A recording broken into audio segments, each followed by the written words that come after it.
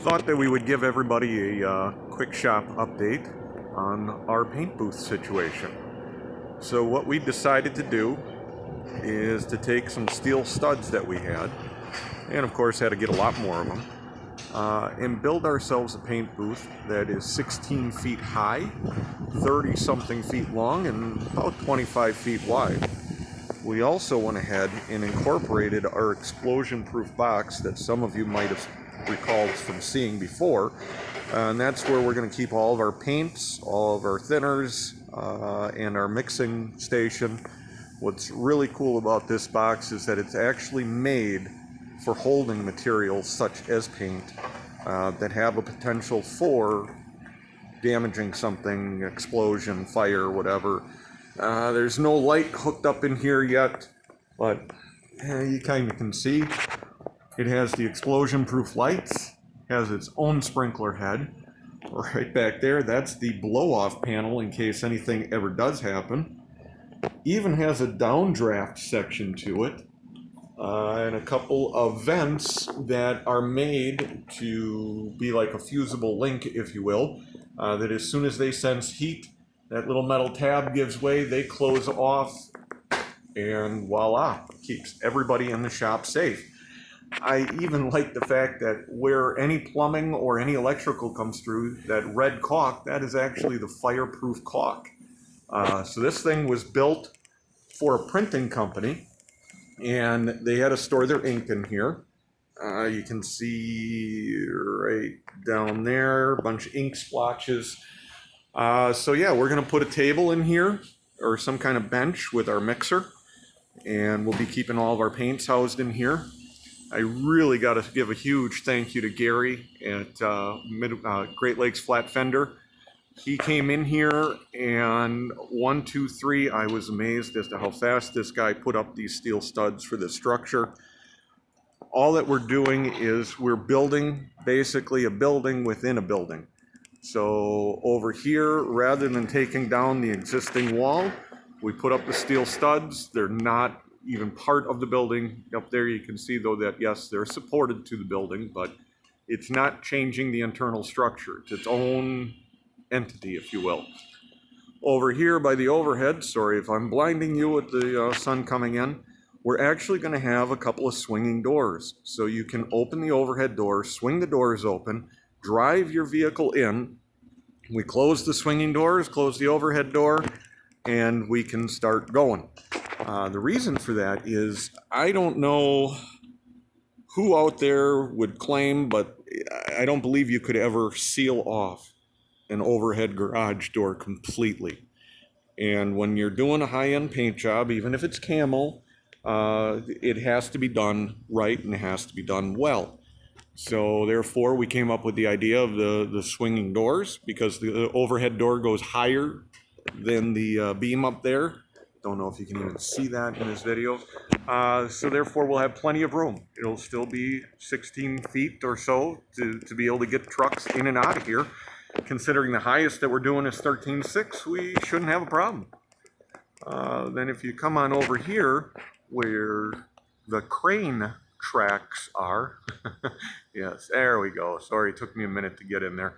So anyway, where those beams are for the crane tracks, we're going to go ahead and put up our own track so that, pardon me while I walk, on this side of the paint booth, we're going to have basically a barn door that will slide open, and if you've got to bring something in from either side, we're able to do that. So let's say we're building a truck in one of the bays over there that's messy right now, and it's in need of a paint job.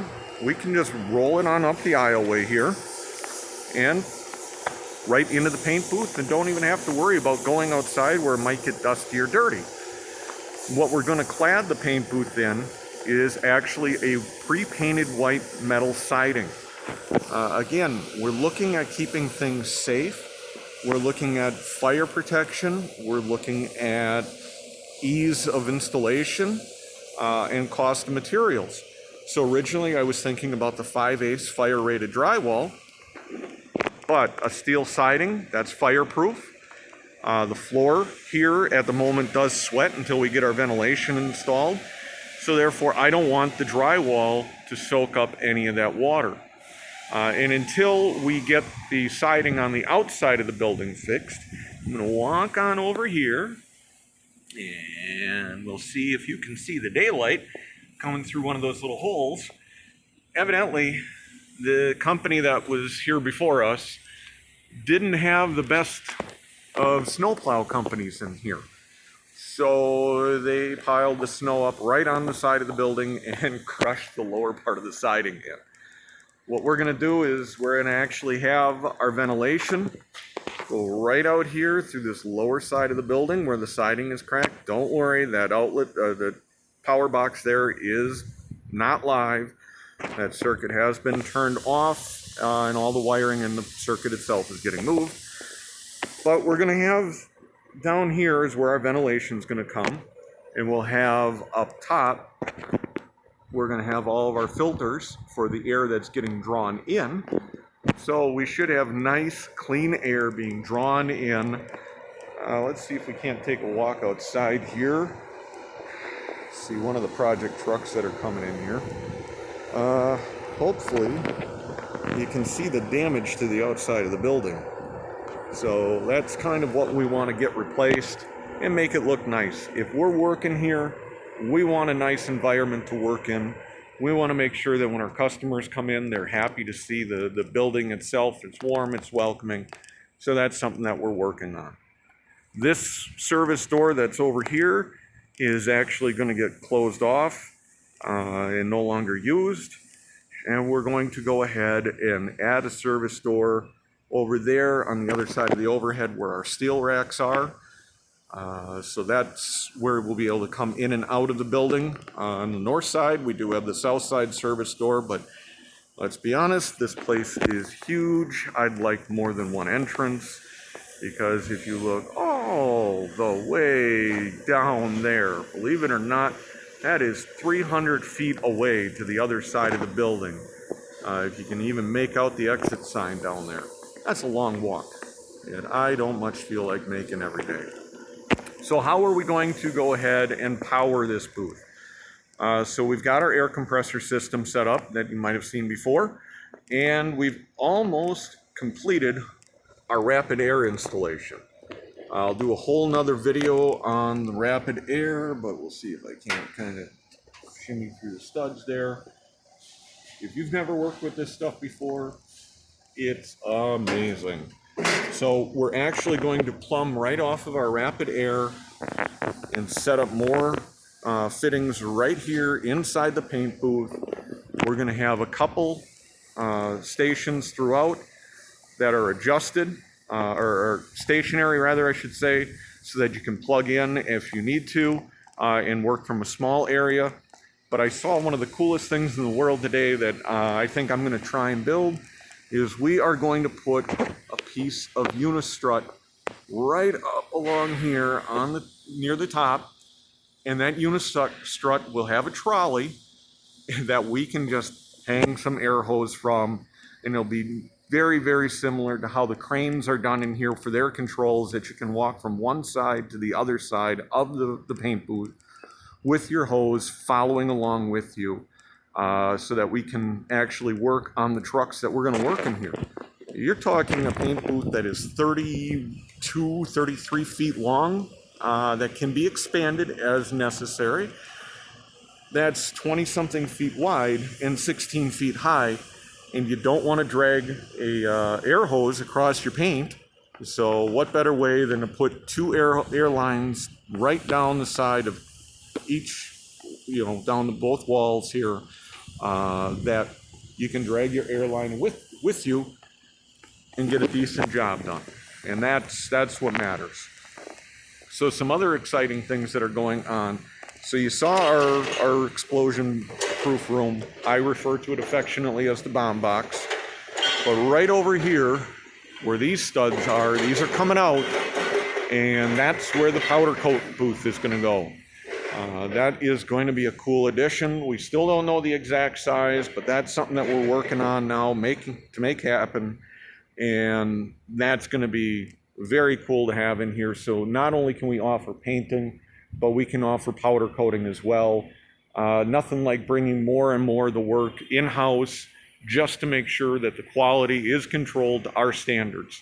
I want to believe that most of you have followed our work, seen our work, and know that we won't do it unless we're doing it right. That's all there is to it. One other key feature that I should point out over here, rather than moving the controls for the door, sorry, get some of the glare from the sun out of there.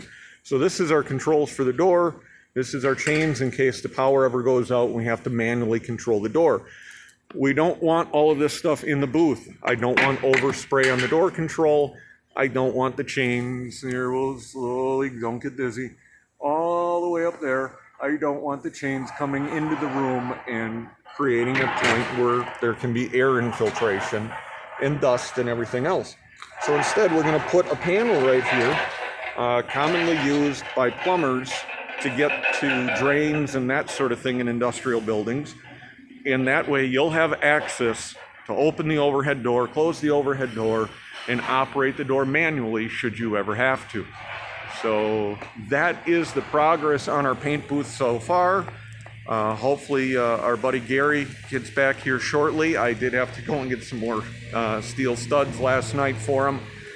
So hopefully he gets back here shortly and we can finish more of this room. I really look forward to showing everybody how it turns out, and more importantly, I look forward to using it. For the floor, if anybody has a good idea for epoxy to seal this floor with, I'd greatly appreciate it. If anybody happens to work for a company that has epoxy and they want to give us a little donation, we'll take it. This build is getting more and more expensive by the day. So I hate cheaping out on anything, but unfortunately, I think at times it might just be the way it has to be done. All right, well, thank you for watching. Like and subscribe, and take care all.